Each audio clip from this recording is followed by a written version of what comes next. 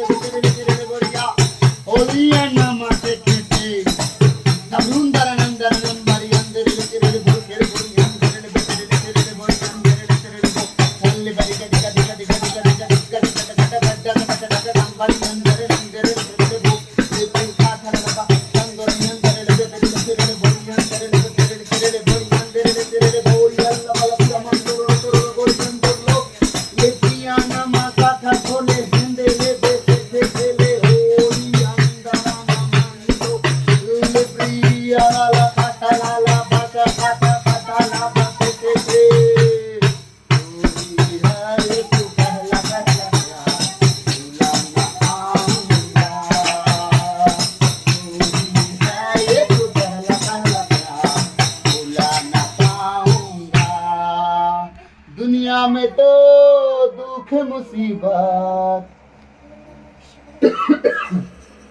दुनिया में तो दुख मुसीबत, स्वर्ग राज में अनंत प्यार, स्वर्ग राज में अनंत प्यार। बोले यीशु मसीह की जय, हालेलुया। क्रूस का चिन्ह पिता पुत्र पवित्र आत्मा के नाम पर आमीन। धन्यवाद प्रभु, हम अब तेरे वचन में जा रहे हैं पिता। हम सब बातों को तेरे चरणों में रखते हैं प्रभु। मेरे मुख पर पहरा बिठा, मेरे होठों के द्वार की रखवाली कर। आज बोलने वाला मैं नहीं वरन आप स्वयं मुझ में होकर अपने वचनों के द्वारा आप बातचीत करें प्रभु। आज का एक एक वचन दोधारी तलवार की तरह हमारे जीवन की हर कमी घटी को दिखाए और काट छाट के हमें परमेश्वर अलग करे, स्वतंत्र करे। परमेश्वर हम प्रार्थना करते हैं प्रभु, आज का एक एक वचन हमारे जीवन में 100 गुना फलों को लाए और हम इस वचन के अनुसार जिए, चले, उठे, बैठे। और परमेश्वर तेरे कहे अनुसार हमारा जीवन हो, पवित्र खरा जीवन जिए, नम्रता और दीनता हमारे जीवन का हिस्सा हो प्रभु। हम हर एक बात को आपके चरणों में रखते हुए प्रार्थना विनती यीशु मसीह के नाम से अब्बा पिता आपसे हम मांगते हैं, सुनिए और दया से ग्रहण कीजिए, आमीन, हालेलुया। तो हमने कल क्या देखा? हमने देखा कल आशीष वचन, कल हम देखा संहिता के उल्लंघन का फल, हम सब देख लिए कल।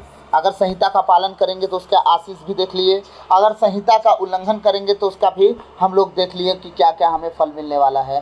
तो ये सब बातें देखने के बाद हम जस्ट उसी अध्याय में रहेंगे। अभी हम विधि विवरण गणित अध्याय 28 पद संख्या हम 47, 48 और 58 से 62 आज देखेंगे। आगे हमारा परमेश्वर हमसे क्या क्या बातें कह रहा है, क्या क्या वायदे कर रहा है, ये सब बातें हम देखेंगे। 47, 48 और 58 से 62 विधि विवरण ग्रंथ अध्याय 28, पेज नंबर है 259। मैं आप लोगों के लिए वचन पढ़ूंगा। सब आशीष और उल्लंघन दोनों देखने के बाद, तुमने समृद्ध के दिनों में प्रसन्नता और आनंद के साथ प्रभु की सेवा नहीं की। हालेलुया। प्रभु का वचन क्या कह रहा है? जब तुम परिपूर्ण थे, स्वतंत्र थे, आमदनी में, कमाई में, पैसों में, धन में, संपत्ति में, बच्चों में, हाँ, नौकरी में, घर में, प्रभु ने क्या कहा वचन के द्वारा?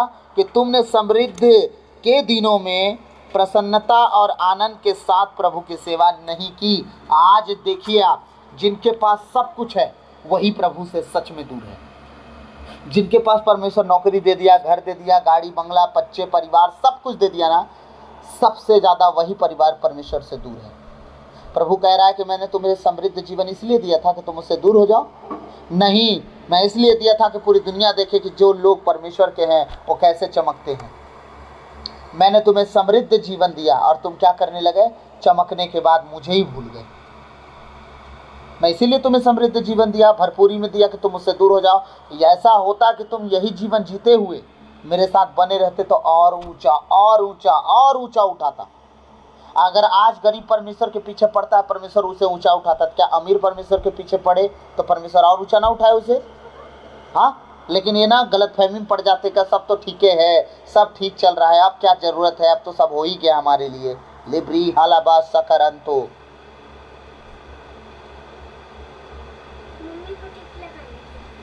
हालेलुया, समझिएगा।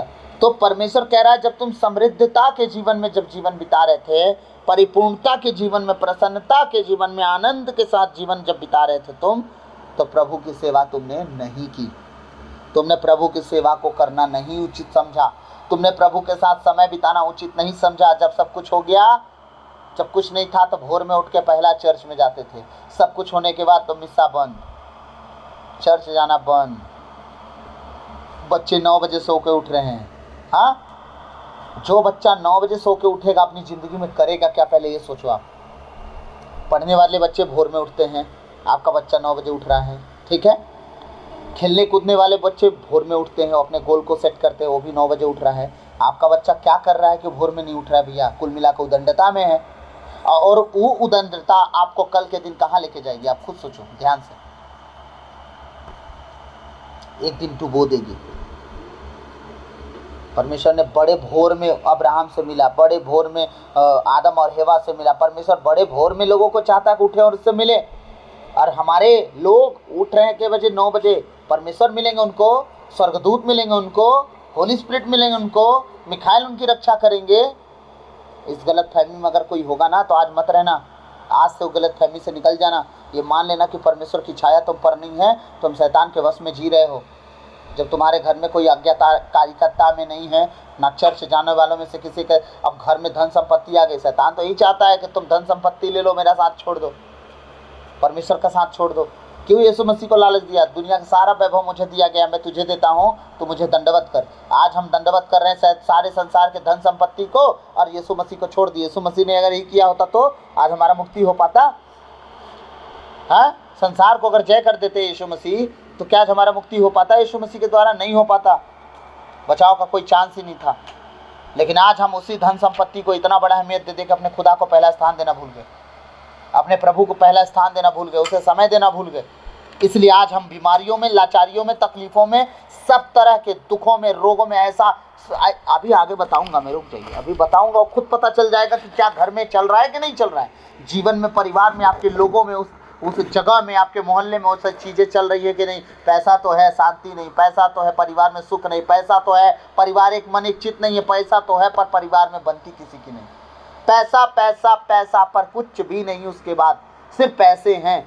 लास्ट में तुम्हारे मरने के बाद तुम्हें नोचते हैं लोग, बाप का पैसा कहाँ गया, बाप का पैसा कहाँ। आज तुम्हारी औलाद जो तुम पैदा किए हो ना, वही औलाद पैसों के लिए तुम्हारे मरे हुए को तुमको गाली देते हैं।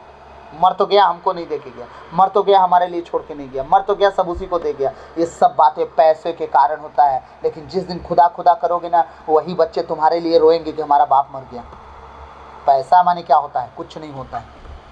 हमारा बाप मर गया जो खुदा के रास्ते पे हमें चला रहा था। हाँ, जब बाप का खुद का पता नहीं परमेश्वर के साथ कैसे जीना है तो बच्चों को चला पाएगा? 9 बजे तक सो रहे हैं, सोने दो, हो गया, हमारा प्यारा बेटा है, सोने दो।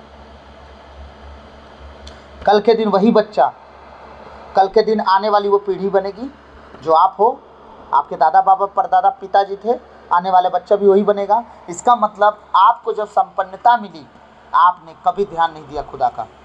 खुदा दिया कि आप अपने से कर लिए? नहीं, हम पढ़ लिख के पाए हैं। और तो दुनिया में लोग पढ़ रहे हैं, काहे नहीं पा गए? दुनिया में और लोग भी ना पढ़ लिख रहे हैं, तुमसे ज़्यादा एजुकेटेड घूम रहे हैं। तुम्हें ही कैसे बस चुन के नौकरी मिल गई, वो स्थान मिल गया, वो बिजनेस मिल गया, बाकी लोगों को क्यों नहीं मिला? हम उस लायक थे? अच्छा, सच में कितने लोग हैं जो ज्ञानवान होके प्रभु का रास्ता पकड़े और अपनी दुनिया की सारी नौकरी चाकरी छोड़ के साइड हो गए। हाँ, और आज अपनी नौकरी से लाखों लाख कमा रहे हैं। कैसे कमा रहे हैं? परमेश्वर के राज्य में पहुंच गए हैं वो। उन्हें धन की ज़रूरत नहीं है। अब धन उनके पास आता है, धन के पास वो नहीं जाते, उनके पास पीछा करके आता है। ऐसे ऐसे मिनिस्ट्री है परमेश्वर के लोगों की कि एक दिन में 19-19 लाख रुपया का चैरिटी कर रहे हैं। कहाँ से आ रहा है पैसा भाई? परमेश्वर आकाश का झरोखा खोल दिया उनके लिए, धरती के छुपे हुए खजाने दे दिया। 19 लाख रुपया पर डे, एक महीने की बात नहीं, एक दिन की बात कर रहा हूँ, एक दिन की चैरिटी है। 19 लाख, अपने भारत की बात बता रहा हूँ, भारत की मिनिस्ट्री की बात कर रहा हूँ मैं, कहीं और की नहीं। कहाँ से आ रहे थे पैसे पर डे की? 19 दहाम 190, हाँ, 1,90,00,000 रुपया 10 दिन में खर्चा हो रहा है। 6 करोड़ महीना लगभग रखिए आप, 6 करोड़ महीना का खर्चा मिनिस्ट्री दे रही है। किसके लिए? चैरिटी, फ्री का दान जा रहा है वो, कोई कीमत नहीं उसके लिए। आप सोचो कि परमेश्वर ऐसे लोगों को खड़ा किया और क्या छोड़े? इंजीनियरिंग छोड़ दिए, बस हो गया। जाके विदेश में लाखों रुपए कमा सकते थे महीना का, बस हो गया, यही था। लाखों महीना का कमा सकते थे, 19 लाख पर डे दे रहे हैं वो दान। सोचिए, ऐसे ऐसे लोग हैं धरती पे, परमेश्वर के हैं वो। गवाहियाँ सुनता हूँ तो दिल खड़े हो जाते हैं एकदम रोंगटे कि परमेश्वर तू तो गजब है यार। हाँ, परमेश्वर मित्र बोलता है तो हम यार भी तो है हमारा ना। वो बोलता है मैं तुम्हारा मित्र हूँ, तुम्हारा भाई हूँ, तुम्हारा परमेश्वर हूँ, तुम्हारा बाप हूँ। तो हमें यार बोलता है वो, तो हमारा मित्र है ना वो। हाँ, धरती से तो मिट्टी से उठा के हमें शिरोमणि बना दिया प्रभु, लेकिन आज हमारी छोटी सोच कर दिया शैतान। छोटी सोच, कमाओ खाओ मस्त रहो, कमाओ खाओ मस्त रहो, खाओ सो मर जाओ, खाओ सो मर जाओ, यही जीवन वो बता के रख दिया हमको। एक दिन क्या करना है, मर ही तो जाना है। कमाना है, जोड़ना है, इकट्ठा करना है, फिर वही कमाई बीमारी में लगा देना है, एक दिन तो मर ही जाना है। इस शैतान हमारी छोटी सोच कर दिया बस, कि ज़िंदगी में बस कमाना, खाना, इकट्ठा करना, बनाना है बस, और कुछ नहीं है। फिर वो वचन ठीक लागू होता है कि संसार की सारी संपत्ति तुमने कमाया और तुम अपने प्राण से कहते हो प्राण आराम कर, मस्त रह, चैन से रह, क्योंकि तू तो बहुत सारा धन इकट्ठा कर लिया। परमेश्वर कहता आज ही तो मेरे साथ होगा, कहानी खत्म। अब वो किसके हाथ में गया? उसके आने वाली पीढ़ी के हाथ में।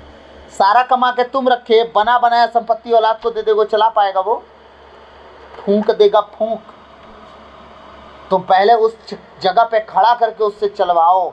अगर बना बनाया संपत्ति मिलती है, औलाद देखिएगा बिगड़ जाते हैं। जब तक उन्हें स्ट्रगल करना नहीं सिखाओगे, उसकी वैल्यू नहीं दोगे, वो कभी उसको संभाल। कितने अमीर बाप हैं जिनके बच्चे उनकी संपत्ति को अचानक दे देने के बाद संभाले हैं।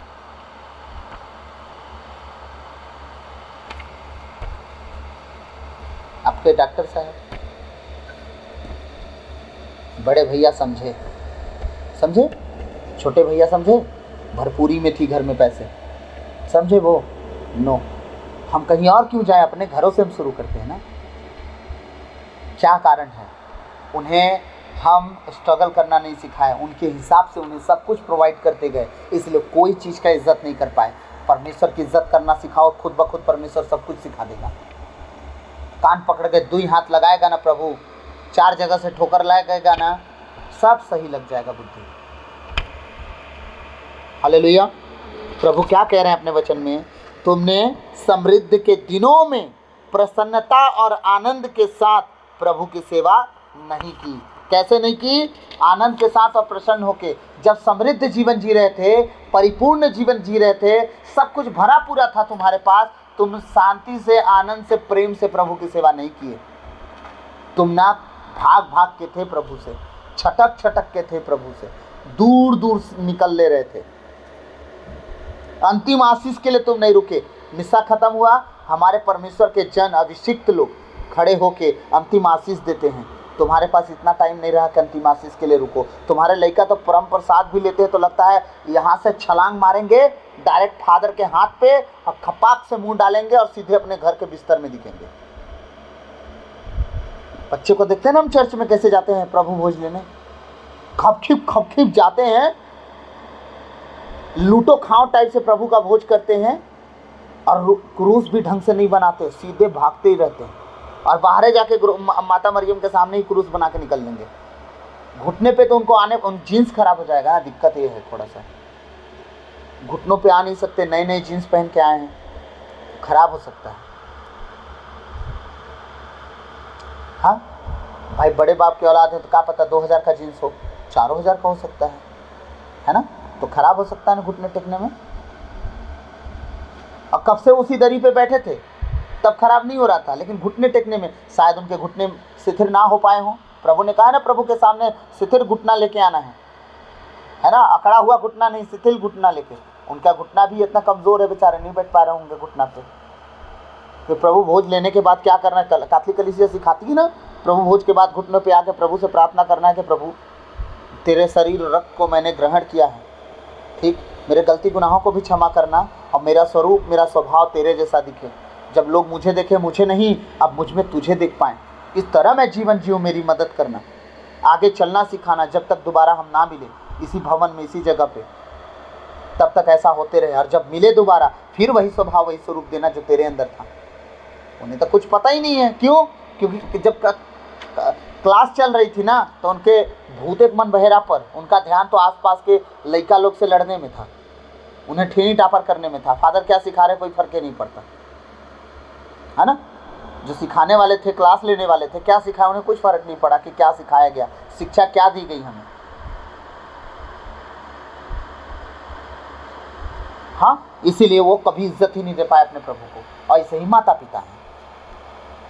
क्या सीख के आए बेटा? कोई मतलब नहीं। बेटा क्या सीखा आज, क्या गया तो क्या पढ़ा आज, क्या बताया गया?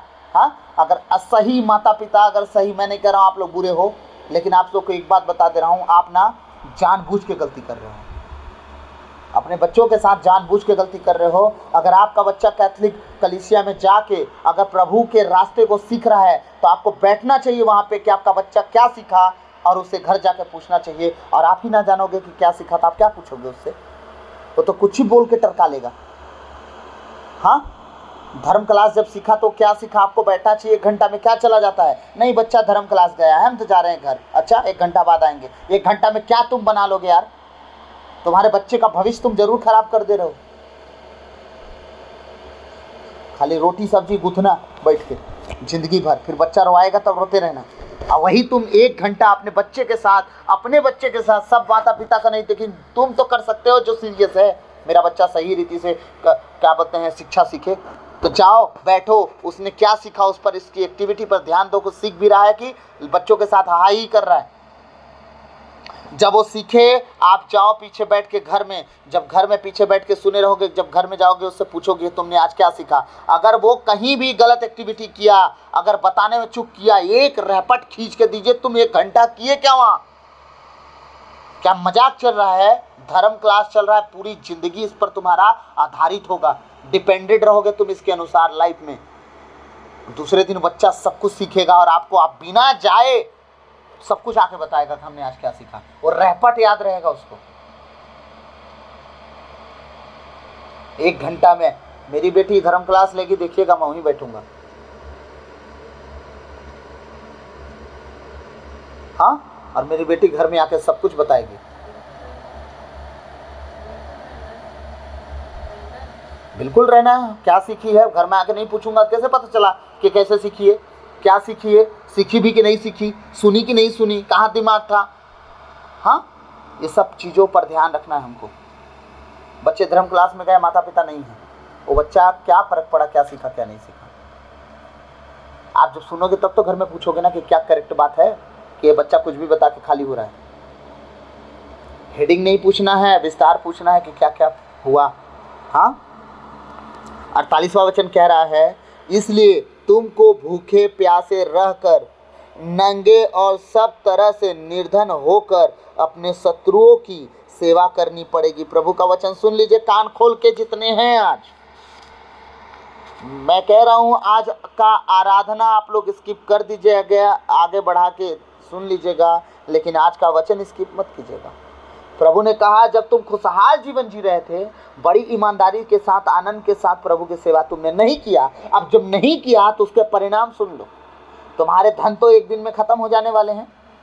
वही औलाद खा के फूंक देगी जिसको तुम इकट्ठा किए। ठीक, बच जाएगा एक ठो पत्थर का घर, वो भी कै दिन रहेगा उसका भी नहीं पता, रहेगा कि बेच खाएगा। एक दिन क्या होगा? प्रभु क्या कह रहे हैं सुनिए, सबके घर बने नहीं रह गए। आज हमारे घर के दादा बाबा जो थे ना, राजा महाराजा, वो राजा महाराजा रह नहीं गए, सब खत्मे हो गए। हमारा घर खानदान भी रोड पे आ गया लगभग। हमारा छोटा सा ये जो हम एडन में रह रहे हैं वो तो नहीं बड़ा खानदान नहीं है, बहुत बड़ा खानदान है। भोपाल में चले जाइए पता चल जाएगा, लेकिन बहुत से लोग अभी भी मतलब झोपड़ियों में हो गए होंगे, वॉशरूम के लिए जगह नहीं होगा उनके पास। हाँ, क्यों? कारण है जो विधि विधान बनाई जाती है जीने के लिए, उसके अनुसार ना जीने के कारण। हालेलुया। प्रभु कह रहा है कि जब तुम मेरे इन सब बातों का पालन नहीं करोगे, अपनी मर्जी से जीना शुरू कर दोगे, तो प्रभु कह रहा है इसलिए तुमको भूखे प्यासे रहकर, नंगे और सब तरह से निर्धन होकर अपने शत्रुओं की सेवा करनी पड़ेगी। कुछ समझे कि नहीं? तुम्हें टाइम से खाना भी नहीं मिलेगा तो भी तुम्हें काम करना पड़ेगा, ढंग का कपड़ा नहीं है तो भी तुम्हें काम करना पड़ेगा, और तुम्हें काम भी उनका करना पड़ेगा जिनका तुम मुंह देखना नहीं चाहते होगे। समझ में आया? उनके घरों में जाके नौकरी करना पड़ेगा, उनके खदानों में, कारखानों में, उनके घरों में, होटलों में जाके काम करना पड़ेगा जिनका तुम मुंह नहीं देखना चाहते होगे। परमेश्वर जिनसे तुम्हें दूर रहने के लिए बोला है, सीधी बात बोलूं तो ऐसे लोगों से दूर रहो, जिससे बोलता है ना वो, तो उनके घर में तुम्हें जाके काम करना पड़ेगा। परमेश्वर कहता तुम्हारी ये दशा हो जाएगी। क्यों? तुमने अपने लिए वो रास्ता बनाया है। उस दशा में जाने के लिए तुमने रास्ता तय किया। मैंने नहीं कहा, मैं तो तुम्हारे सामने से सारे देश के राष्ट्रों को, शत्रुओं को निकाल भगाया और तुम्हें स्पेशल बनाया मैं। लेकिन तुम मुझे जब सब कुछ, सब जगह से तुम्हें स्पेशल बना दिया, भरपूरी दे दिया, मुझे ही भूल गए यार। जब तुम मुझे भूल जाते हो तब तुम्हारी दशा ये हो जाती है। भूखे प्यासे नंगे बेघर हो के उन अपने दुश्मनों की तुम सेवा करोगे, उनके नंगे बन जाओगे। उनके कौन था वो बताइए? जो दानियल, सदरक, मेशक, अबेदनगो को लेके गया था, उनका चहिता था क्या नबूकदनेस्सर? नहीं ना, दुश्मन था ना। गुलामी किए कि नहीं किए वो? तो समझ में आ रहा है मैं क्या कहना चाह रहा हूँ? कितनों की बात करूं मैं, ये तो पहला एग्जाम्पल दे रहा हूं मैं। आज हमारे ईसाइयों को देख लीजिए, उनके घरों में जा रहे हैं वो काम करने, जिनके साथ उठना बैठना तक परमेश्वर मना किया है। हाँ, सही कह रहा हूं कि नहीं? हालेलुया। कह रहा परमेश्वर शत्रुओं की सेवा करनी पड़ेगी, जिन्हें प्रभु तुम्हारे विरुद्ध भेजेगा। हाँ, परमेश्वर कह रहा तुम्हारे विरुद्ध भेजूंगा। उतना दिन तक वो तुम उनकी सेवा करने वाले नहीं थे, लेकिन अब तुम करोगे। तुम्हारे विरुद्ध में मैं भेजूंगा। वह तुम्हारी गर्दन पर लोहे का जुआ रखेगा। इसका मतलब वो इतना भार आपके ऊपर लाद देगा परमेश्वर कि वो जुआ आपसे टूटेगा भी नहीं। और मात्र एक चांस है। आप कहोगे बीमारी हट जाती, ये गरीबी हट जाती, ये नशा चल जाता घर से, बच्चे सुधर जाते। वो कह रहा है इतना मोटा लोहा का जुआ रखूंगा ना कि तुम तोड़ नहीं पाओगे। एक ही रास्ता है, सब छोड़ो, मेरे पास आ जाओ, मैं सब कुछ ठीक कर दूंगा। आमीन। सारी परिस्थिति को सुधार दूंगा। सब कुछ एकदम परफेक्ट, एकदम सही, अपने उसी जगह पे जहां से तुम निकले हो उसी जगह पर कंप्लीट कर दूंगा। आमीन, हालेलुया। आगे का वचन क्या कह रहा है? हम क्या था 58 से 62 ना, हम जल्दी जल्दी पढ़ेंगे क्योंकि टाइम हो गया है। यदि तुम इस संहिता के सब नियमों का सावधानी से पालन नहीं करोगे और प्रभु अपने ईश्वर के महिमामय और पूज्य नाम पर श्रद्धा नहीं रखोगे। क्या बोला वो? पहले तो संहिता का सावधानी से पालन, मतलब हाँ कि हाँ, ना कि नहीं, इधर उधर की बातें नहीं, सावधानी से पालन करने की बात कर रहा है वो। और अपने प्रभु की, अपने ईश्वर की महिमामय और पूज्य नाम पर श्रद्धा नहीं रखोगे। श्रद्धा रखने का मतलब वो कह रहा है कि मेरे नाम में विश्वास करो कि मैं तुम्हारे लिए सब कुछ कर सकता हूँ। अगर नहीं रखोगे तो क्या कह रहा है? तो प्रभु तुम पर और तुम्हारे वंशजों पर भयंकर महामारियां भेजेगा, तुम पर और आने वाले पीढ़ियों पर, ठीक है, भेजेगा। विकट और दीर्घकालीन विपत्तियां, घोर और असाध्य रोग। दीर्घकालीन का मतलब लंबी उम्र तक ये विपत्ति चलेंगी। असाध्य रोग आ जाएंगे।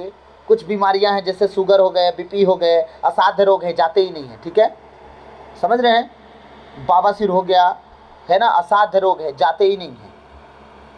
हाँ, कभी कभी तो लकवा होने के बाद जिंदगी बीत जाती है और खत्म ही नहीं होता है, बेचारा मर ही जाता है व्यक्ति।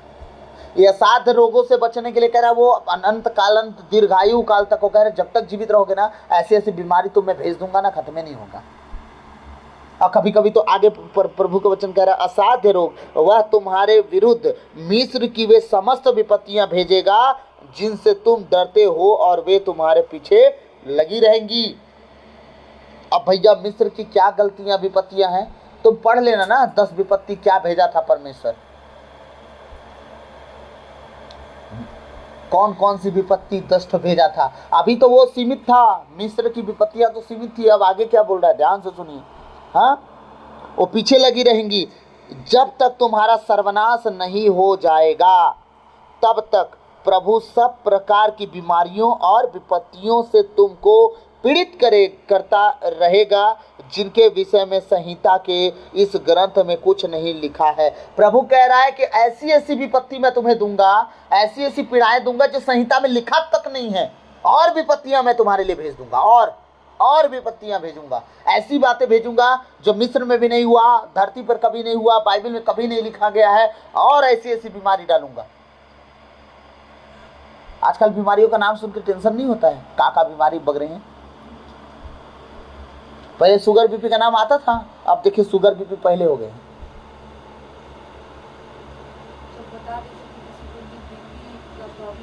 कितना टेंशन होता था। गंभीर बीमारी मानते थे पहले, अब तो हर घर में हो गया। हालेलुया।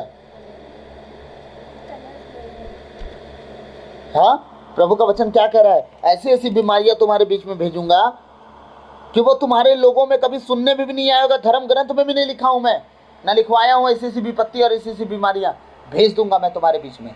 कब? जब तुम परमेश्वर के कहे अनुसार उसके वचनों का सावधानी से पालन नहीं करोगे, तब की बात हो रही है, वैसे थोड़ी भेजेगा।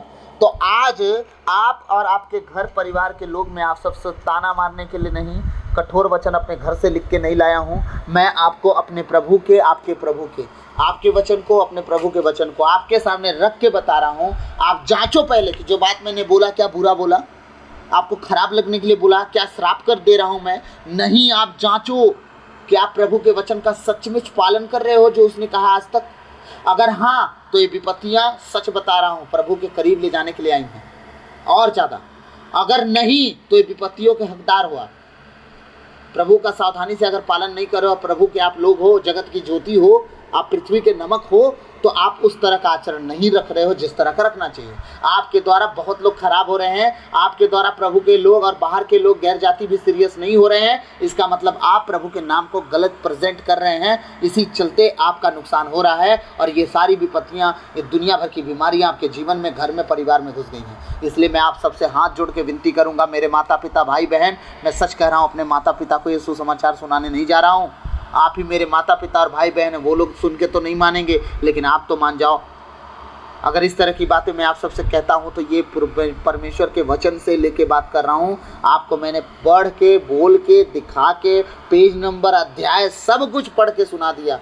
आप देख लो धर्म ग्रंथ में लिखा है या नहीं।